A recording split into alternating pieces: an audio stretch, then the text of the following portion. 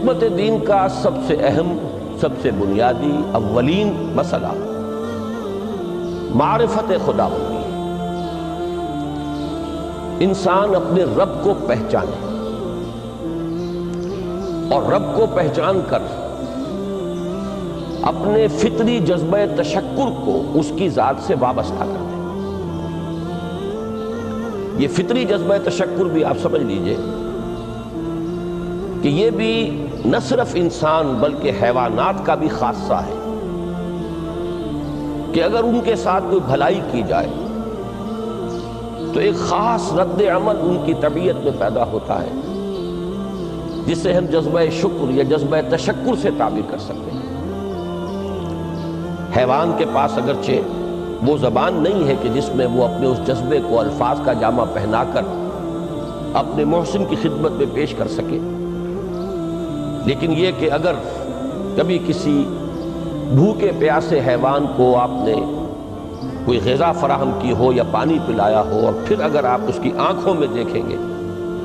تو وہ جذبہ تشکر وہاں سے ابلتا ہوا محسوس ہوگا۔ یہ گویا کہ فطرت کا تقاضا ہے۔ حیوانات سے بلندتر سطح پر انسان ہے تو فطرت انسانی کا بڑا اساسی اور بنیادی تقاضا ہے کہ وہ اپنے محسن کا شکر ادا کرے۔ جس نے بھی اس کے ساتھ کوئی بھلائی کی ہو، خیر کیا ہو، اس کی کوئی احتیاج پوری کی ہو، اس کی کوئی ضرورت پوری کی ہو، اس کا وہ شکر بجانا ہے۔ تو یہ فطری جذبہ تشکر جب تک عقل انسانی اپنے اصل محسن اور مربی کو نہیں پہچانتی تو یا تو یہ منتشر رہتا ہے یا بھٹکتا رہتا ہے۔ چنانچہ شرک کی جو ساری تاریخ ہے اس کا تجزیہ کریں گے تو بات یہی نظر آئے گی کہ اس جذبہ تشکر نے اپنے علم کی کوتاہی کی وجہ سے، اپنے فہم کی کوتاہی کی وجہ سے مختلف اشیاء کے ساتھ یا مظاہر قدرت کے ساتھ اپنے آپ کو منسلک کر لیا۔ مثلاً یہ کہ یہ بات غلط نہیں ہے کہ ہماری دنیا کا یہ سارا نظام جو ہے اس میں سورج کی حرارت کو بہت بڑا دخل حاصل ہے۔ ساری انرجی جو ہمارے پاس ہے اس کی سورس تو اصل میں وہ سولر انرجی ہے۔ لکڑی بھی آپ جلا کر اگر آگ کے ذریعے سے حرارت حاصل کرتے ہیں تو وہ بھی در حقیقت سورج ہی کی وہ حرارت تھی کہ جو اس لکڑی میں جذب ہوئی ہے، اس نے وہ صورت اختیار کی۔ فصلوں کو سورج پکاتا ہے، اس کی حرارت جو ہے وہی ان کے پکنے کا ذریعہ بنتی ہے۔ لہذا انسان نے یہ سمجھا کہ ہمارا سب سے بڑا محسن یہ ہے، لہذا اس کے آگے ہاتھ جوڑ دیے، اس کو سجدہ کیا، اسے معبود بنا لیا۔ اسی پر آپ قیاس کرتے چلے جائیے،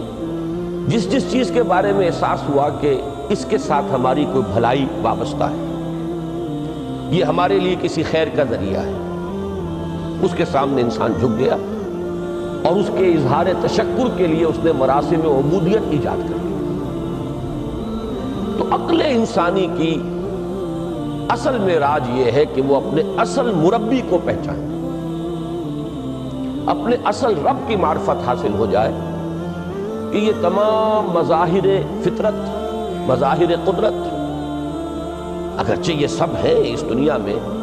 اس کے نظام کو مختلف پہلوؤں سے ان کے ساتھ وابستہ کیا گیا ہے، لیکن یہ سب خود کسی اور کی ربوبیت کے مظہر ہے۔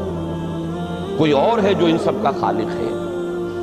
کوئی اور ہے کہ جس نے ان کے لیے یہ سارا نظام بنایا ہے۔ تو ایک ہی چھلانگ میں انسان پھر وہاں پہنچتا ہے اور اپنے اصل رب اور مربی کو پہچان کر اب اپنے پورے جذبہ تشکر کو اس کی ذات کے ساتھ منسلک کر دیتا ہے۔ یہ میں نے خلاصہ عرض کیا آپ کے سامنے سورہ لقمان کے دوسرے رکوع کی اس پہلی آیت کا،